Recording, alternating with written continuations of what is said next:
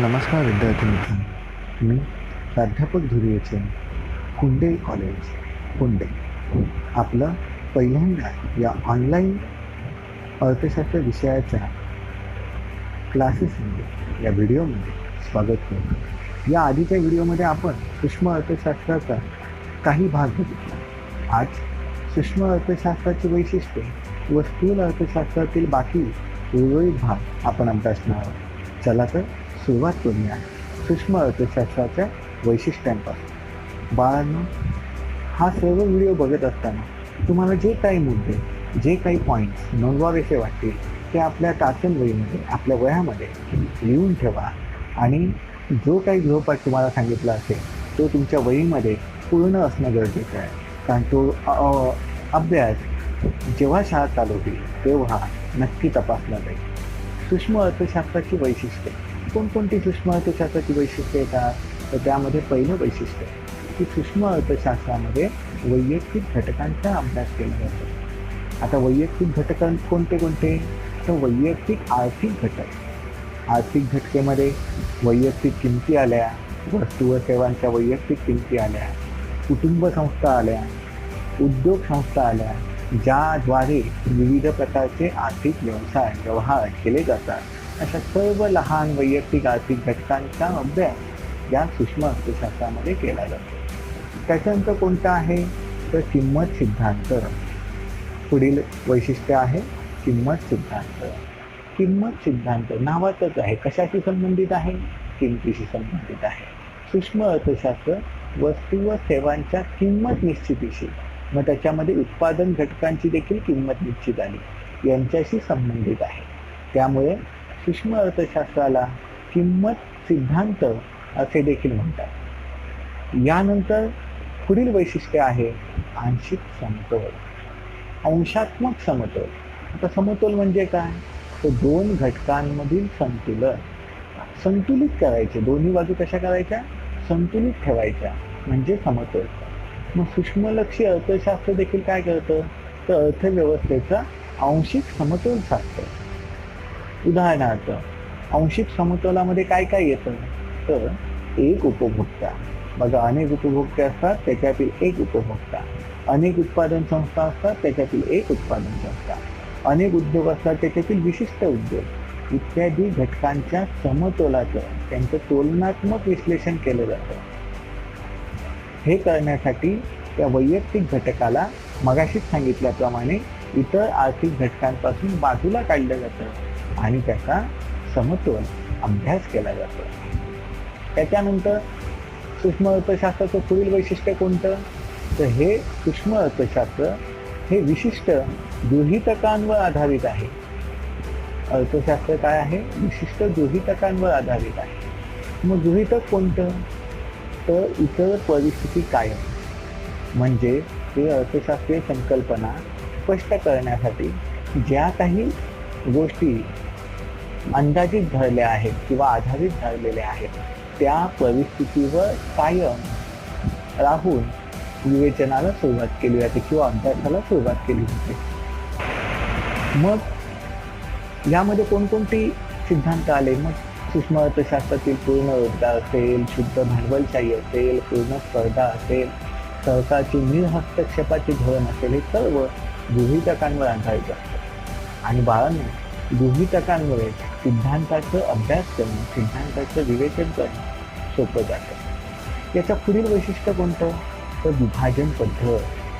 सूक्ष्मलक्षी अर्थशास्त्रामध्ये अर्थव्यवस्थेचं लहानात लहान वैयक्तिक आर्थिक घटकांमध्ये विभाजन केलं जातं. बाळांनो बघा, अर्थव्यवस्था हा एक विशाल संकल्पना आहे, विशाल घटक आहे. सूक्ष्मलक्षी अर्थशास्त्र काय करतं? तर या घटकांचे लहान घटकांचे, अर्थव्यवस्थेचे लहान लहान आर्थिक घटकांमध्ये विभाजन करतं आणि त्याचा स्वतंत्रपणे अभ्यास केला जातो. उदाहरणार्थ बघा, राष्ट्रीय उत्पन्नामधील वैयक्तिक उत्पन्नाचा अभ्यास, समग्र मागणीमधील वैयक्तिक मागणीचा अभ्यास, ही काही विभाजन पद्धतीची उदाहरणं आहेत. याच्या पुढील वैशिष्ट्य कोणतं? तर सीमांत तत्वाचा वापर. सूक्ष्मलक्षी अर्थशास्त्रामध्ये सीमांत संकल्पना आधारित केलेली आहे. सीमांत परिमाण म्हणजे एका वाढीव नगामुळे एक नग वाढवला तर एकूण परिणामात किती बदल होतो हे ठरवणे म्हणजे सीमांत संकल्पना. सीमांत तत्वाचा वापर सूक्ष्म बदलाचा परिणाम व उत्पादक व उपभोक्त्याचे आर्थिक निर्णय घेताना केला जातो. याच्या पुढील वैशिष्ट्य आहे बाजार रचनेचे विश्लेषण. सूक्ष्म अर्थशास्त्र पूर्ण स्पर्धा असेल, मक्तेदारयुक्त स्पर्धा असेल, अल्पाधिकार असेल, तर हे ज्या काही गोष्टी बाजारामध्ये असतात त्या सर्वांचं विश्लेषण करते, अभ्यास करते. त्याच्यानंतर पुढला गोष्ट कोणती आहे तर मर्यादित व्याप्ती. सूक्ष्म अर्थशास्त्राची व्याप्ती काय आहे मर्यादित आहे. तेजी, मंदी, व्यवहार तोल, राष्ट्रीय उत्पन्न, आर्थिक वृद्धी, दारिद्र्य, लोकसंख्या, बेरोजगारी यासारख्या आर्थिक समस्यांशी सूक्ष्म लक्षाचा काहीही अर्थ नाही, काहीही संबंध नाही. त्यातील वैयक्तिक आर्थिक घटक आहेत त्यापुरतं सूक्ष्म अर्थशास्त्र हे मर्यादित आहे. लक्षात आलं का बाळांनो? सूक्ष्म अर्थशास्त्राची वैशिष्ट्ये एवढी होती, नोंद करून ठेवा. सूक्ष्म अर्थशास्त्राची वैशिष्ट्ये अभ्यासल्यानंतर आता आपण स्थूल अर्थशास्त्राचा अभ्यास करूया. स्थूल अर्थशास्त्र म्हणजे काय? स्थूल म्हणजे समग्र. यामध्ये सूक्ष्ममध्ये व्यक्तिगत आर्थिक घटकांचा अभ्यास होत असेल तर विचार करा, स्थूल अर्थशास्त्रामध्ये समग्र घटकांचा, एकत्र घटकांचा अभ्यास होतो. म्हणजे एकत्र हा शब्द हा स्थूल अर्थशास्त्राशी संबंधित आहे. मग त्याच्यामध्ये एकूण रोजगार, एकूण राष्ट्रीय उत्पन्न, एकूण राष्ट्रीय उत्पादन, एकूण गुंतवणूक, एकूण उपभोक्ता, एकूण बचत, सर्वसाधारण किंमत, व्याजदर पातळी, व्यापार चक्रातील चढ उतार, व्यवसायातील चढ उतार इत्यादी सगळं समग्र हे सगळं या अर्थशास्त्रामध्ये येतं. या अर्थशास्त्राचा घटक आहे. मग याचे काही व्याप्ती आहे, याची काही व्याख्या आहेत का ते आपण बघूया. प्राध्यापक J.L.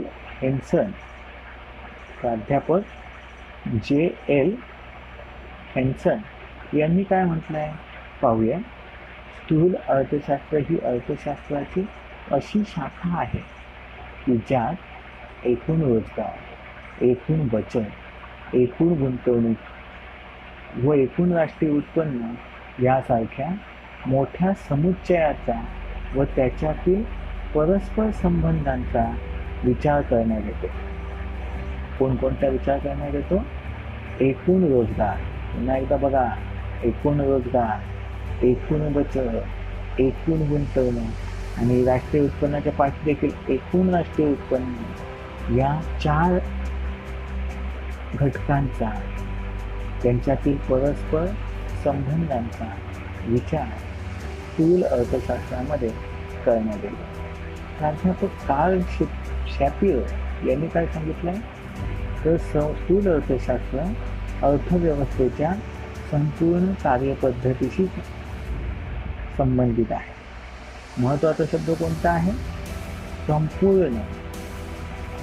स्थूल अर्थशास्त्र अर्थव्यवस्थेच्या संपूर्ण कार्यपद्धतीशी संबंधित आहे. याच्यातच लक्षात घ्या की आपण स्थूल अर्थशास्त्राचा अभ्यास करताना सर्व एकूण ज्या गोष्टी आहेत त्या एकूण आर्थिक घटकांचा संबंध याच्याशी येतो.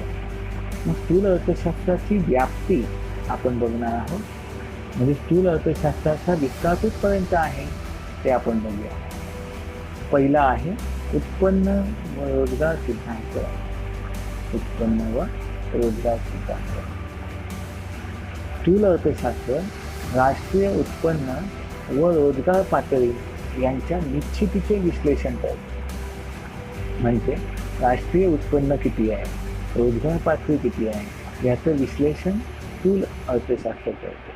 तसंच उत्पन्न, उत्पादन, बेरोजगार यांच्यामध्ये होणारे बदल, यांच्यामधील चढ उतार यांची कारणं देखील स्पष्ट करते. रोजगार पातळी कशी निश्चित केली जाते हे कशावरून ठरतं तर उपभोग फलन, लक्षात घ्या, उपभोग फलन व गुंतवणूक फलन यांचा अभ्यास केल्यानंतर रोजगार पातळी निश्चित केली जाते. हे पाहिलं जातं. त्याच्यानंतर दुसरी व्याप्ती काय आहे? सर्वसाधारण किंमत पातळी सिद्धांत. सर्वसाधारण किंमत पातळी सिद्धांत. स्थूल अर्थशास्त्र सर्वसाधारण किंमत पातळी कशी निश्चित करते व त्यातील चढ उताराची कारणे याविषयी विश्लेषण करते. म्हणजे अर्थव्यवस्थेतील किंमत पातळी कशा पद्धतीने निश्चित होते व त्यातील चढ उताराची कारणं कोणती याचा अभ्यास स्थूल अर्थशास्त्रामध्ये केला जातो. यामध्ये तेजी असेल, मंदी असेल आणि त्यामध्ये निर्माण होणाऱ्या समस्या असतील यांचा देखील अभ्यास यामध्ये केला जातो. त्याच्यानंतर पुढील व्याप्तीचं सूत्र आहे आर्थिक वृद्धी व विकासाचा सिद्धांत. आर्थिक वृद्धी नावातच आहे, अर्थव्यवस्थेचा विकास, आर्थिक घटकांचा विकास. मग त्याचा संबंध स्थूल अर्थशास्त्राशी कसा तो आपण बघूया. त्यात खाली बघा, अल्प विकास आणि दारिद्र्य यांची कारणे व कार्यपद्धतीचे स्पष्टीकरण आपल्या स्थूल अर्थशास्त्रात केले जाते. तसेच हे घालवण्यासाठी, आर्थिक वृद्धी होण्यासाठी, विकासाचा वेग वाढवण्याची व्यूहरचना स्थूल अर्थशास्त्रामध्ये सुचवली जाते. त्याच्यानंतर शेवटचं व्याप्तीचं स्वरूप आहे विभाजनाचा समग्रलक्षी सिद्धांत. विभाजनाचा समग्रलक्षी सिद्धांत. विभाजनाचा सिद्धांत स्थूल अर्थशास्त्रीय सिद्धांत म्हणजे विभाजनाचा समग्रलक्षी सिद्धांत. एकूण राष्ट्रीय उत्पन्नातील खंड, वेतन, व्याज व नफा यांच्याशी संबंधित सापेक्ष भागाशी स्थूल अर्थशास्त्र निगडीत आहे. म्हणजे सापेक्ष म्हणजे जास्तीत जास्त भागाशी हा स्थूल अर्थशास्त्राचा भाग निगडीत आहे. त्याच्यानंतर आपण पाहूया स्थूल अर्थशास्त्राची वैशिष्ट्ये. त्यामध्ये एक समग्र घटकांचा अभ्यास, एकूण घटकांचा अभ्यास. यालाच काय आपण म्हणतो? एकूण घटकांचा अभ्यास. मग त्याच्यामध्ये एकूण राष्ट्रीय उत्पन्न, एकूण राष्ट्रीय उत्पादन, एकूण राष्ट्रीय रोजगार, एकूण सर्वसाधारण किंमत, व्यापार चक्र इत्यादींचा अभ्यास स्थूल अर्थशास्त्रामध्ये केला जातो. त्याच्यानंतर पुढील उत्पन्न सिद्धांत. पुढील कोणता आहे? उत्पन्न सिद्धांत. उत्पन्नाचा सिद्धांत. स्थूल अर्थशास्त्र राष्ट्रीय उत्पन्नाची संकल्पना, त्या उत्पन्नाच्या संबंधित विविध घटक, उत्पन्नाची मापन पद्धती व सामाजिक लेखांकनाचा अभ्यास करते. स्थूल अर्थशास्त्र एकूण मागणी व एकूण पुरवठा यांच्याशी संबंधित आहे. तसेच राष्ट्रीय उत्पन्नातील चढ उतार, व्यापार चक्रातील तेजी मंदी यांच्या कारणाचे देखील व बदलांचे देखील ते स्पष्टीकरण करते. त्यानंतर पुढील घटक बघूया, सर्वसाधारण समतोलाचे विश्लेषण. स्थूल अर्थशास्त्र एकूण घटकांच्या वर्तनाशी, जे काही आर्थिक घटक असतील त्यांच्या वर्तनाशी व त्यांच्या कार्यपद्धतीशी संबंधित आहे. सर्वसाधारण समतोल नावातच बघा, आर्थिक घटकांचा समतोल संपूर्ण अर्थव्यवस्थेतील मागणी, पुरवठा व किंमत यांच्या वर्तनाशी निगडीत आहे आणि या सर्वांचा अभ्यास स्थूल अर्थशास्त्रात केला जातो. पुढील घटक कोणता आहे? तर परस्परावलंबन. स्थूल विश्लेषणात एकूण आर्थिक घटक, मग त्याच्यामध्ये एकूण उत्पन्न असेल, एकूण उत्पादन असेल, एकूण रोजगार असेल, एकूण गुंतवणूक असेल, एकूण किंमत पातळी असेल, यासारख्या आर्थिक घटकांचे परस्परावलंबन लक्षात घेतले जाते. म्हणजे त्यांचे एकमेकांवर असलेले अवलंबित्व हे लक्षात घेतलं जातं. मग गुंतवणूक पातळीमध्ये समजा काही बदल झाले तर त्यांचे अंतिम परिणाम उत्पादनावर होतो, रोजगारावर होतो, उत्पन्नावर होतो आणि अखेरीस आर्थिक वृद्धीला तळाकडे नेतो. मग अशा पद्धतीने तो एकमेकांशी संबंधित आहे. त्याची पुढील व्याप्ती आहे राशी पद्धत. काय आहे? राशी पद्धत. राशी पद्धत म्हणजे काय? तर उदाहरण त्यांनी दिलं आहे बघा. प्राध्यापक बोल्डिंग यांच्या मते जंकन म्हणजे संपूर्ण झाडाचा समुच्चय असतो, परंतु त्यात एका विशिष्ट झाडाची गुणवैशिष्ट्ये दिसून येत नाही. जंगलमध्ये समूह असतो आणि समूहामध्ये एक व्यक्तीचं काही ते कलाकुशल असेल तर दाखवलं जातं, परंतु समूहाचं चित्र दिसतं. जंगल समजा व्यवस्थित फुललेलं असेल तर जंगलाला नाव दिलं जातं. त्याच्यातलं एक झाड समजा खराब दिसत असेल, परंतु ते त्या समूहामध्ये मॅच केलं जातं. यातूनच सूक्ष्म अर्थशास्त्र व स्थूल अर्थशास्त्र यामधील फरक आपल्याला समजू शकतो. वृद्धीची प्रारूपे पुढील व्याप्ती आहे. वृद्धीची प्रारूपे. आता प्रारूप म्हणजे काय? स्थूल अर्थशास्त्र वृद्धीची प्रारूपे विकसित करण्यासाठी उपयुक्त ठरते. वृद्धी कोणती? तर आर्थिक वृद्धी. मग आर्थिक वृद्धी करण्यासाठी आपण काय काय करू शकतो? तर मूलभूत अवजड उद्योगांवर भर दिलेले प्रकल्प तयार करून. मग हा सगळा अभ्यास कुठे केला जातो? स्थूल अर्थशास्त्रात केला जातो. त्याच्यानंतर पुढील घटक सर्वसाधारण किंमत पातळी. पुढील घटक कोणता? सर्वसाधारण किंमत पातळी. प्रत्येकाने पॉईंट काढूया. हे जे पॉईंट आहेत हे आपल्याला व्यवस्थित लिहायचे आहेत आणि जे काही प्रश्न सांगितले जाणार ते तुमच्या वहीत नोंद असणं अनिवार्य आहे. प्रत्येकाची वही शाळा चालू झाल्यानंतर तपासली जाणार आहे आणि याच्यानंतर जी काही घटक चाचणी दिली जाईल, गुगल टेस्ट तुम्हाला दिली जाईल, ती देखील हा व्हिडिओ पुन्हा पुन्हा पाहून ती तुम्हाला सोडवायची. त्याच्यामध्ये कोणतेही चुकीचं उत्तर असता कामा नये. बघून उत्तर सोडवा. तुमच्या पुस्तकातील प्रश्नांचीच उत्तर दिलेली आहे. तुमच्याकडे जर ती PDF असेल, अर्थशास्त्र विषयाची PDF असेल, तर तुम्ही ती बघून ते प्रश्नांची उत्तर सोडवायची आहे.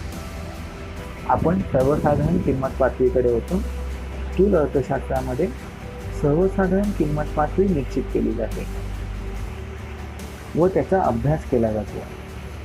सर्वसाधारण किंमत पातळी म्हणजे काय? तर अर्थव्यवस्थेत सध्या स्थितीत उत्पादित केलेल्या सर्व वस्तू व सेवांच्या किमतीची सरासरी होय. काय सांगा? अर्थव्यवस्थेतील सद्यस्थितीतील,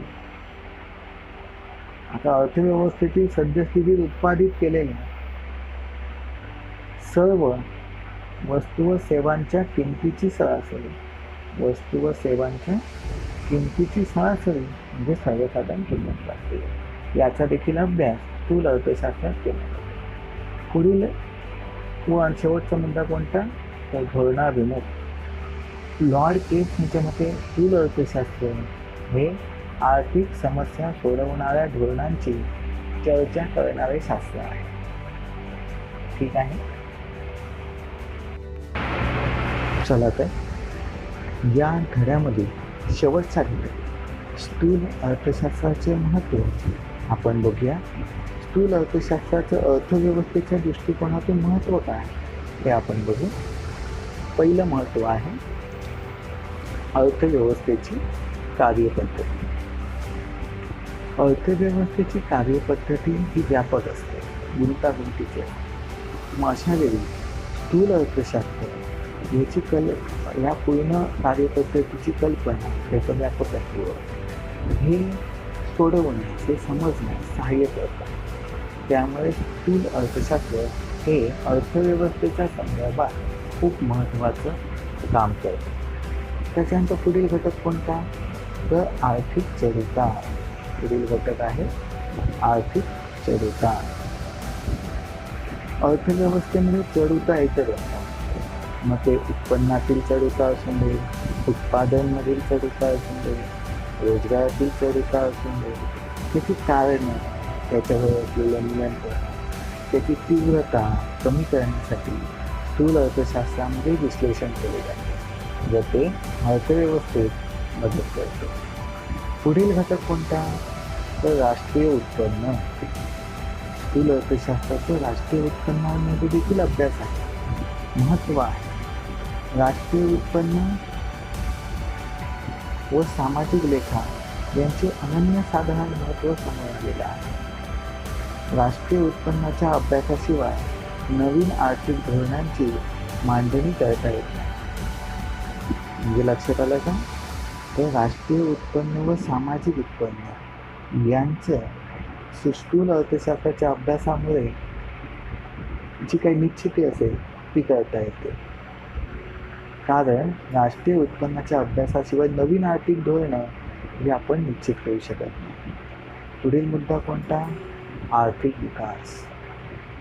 स्थूल अर्थशास्त्रातील प्रगत अध्ययन म्हणजे त्याच्यामधील नवनवीन बदल, त्याच्यामधील नवनवीन अभ्यास याच्यामुळे काय होतं की विकसनशील देशातील दारिद्र्य, उत्पन्न संपत्तीतील विषमता, लोकांच्या राहणीमानातील फरक इत्यादी समस्या समजण्यास मदत होते. या सगळ्या समस्या समजण्यास अर्थव्यवस्थेस मदत होते.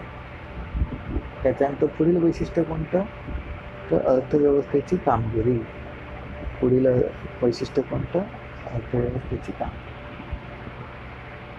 भारताने जी काय अर्थव्यवस्था निश्चित केली असेल तिचं मूल्यमापन करण्यास स्थूल अर्थशास्त्र मदत करतं. हे मूल्यमापन कसं केलं जातं?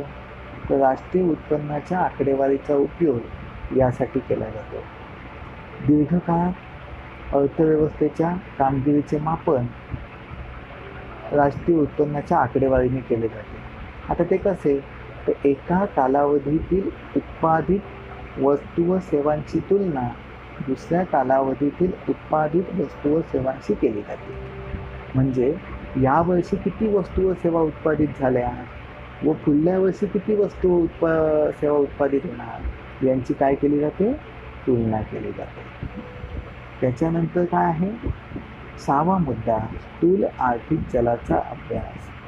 स्थूल आर्थिक चलाचा अभ्यास. स्थूल अर्थशास्त्रामध्ये आर्थिक चलांचा अभ्यास केला होतो. परंतु कोणत्या आर्थिक चलांचा, कोणत्या आर्थिक घटकांचा अभ्यास केला होतो? तो स्थूल आर्थिक घटकांचा अभ्यास केला जातो. आणि त्याच्यात शेवटचा घटक सामान्य रोजगार पातळी. स्थूल अर्थशास्त्र रोजगाराची सर्वसाधारण पातळी ठरवण्यास व उत्पादनाचं विश्लेषण करण्यास मदत करते. तर बाळांनो, अर्थशास्त्रासंदर्भात स्थूल अर्थशास्त्र व सूक्ष्म अर्थशास्त्र या संदर्भात आपण आज चिंतन केलं, ऑनलाईन क्लास घेतले. या संदर्भात जर काय तुम्हाला अडचणी आल्या असतील तर हा व्हिडिओ पुन्हा एकदा बघा, ते नोट्स लिहून घ्या. तुम्हाला काही प्रश्न दिले जातील, ते प्रश्न आपल्या वहीत, जी अर्थशास्त्राची वही असेल त्या वहीमध्ये सोडवा, याचं चिंतन करा. पुन्हा भेटू आपल्या पुढील तासाला. धन्यवाद.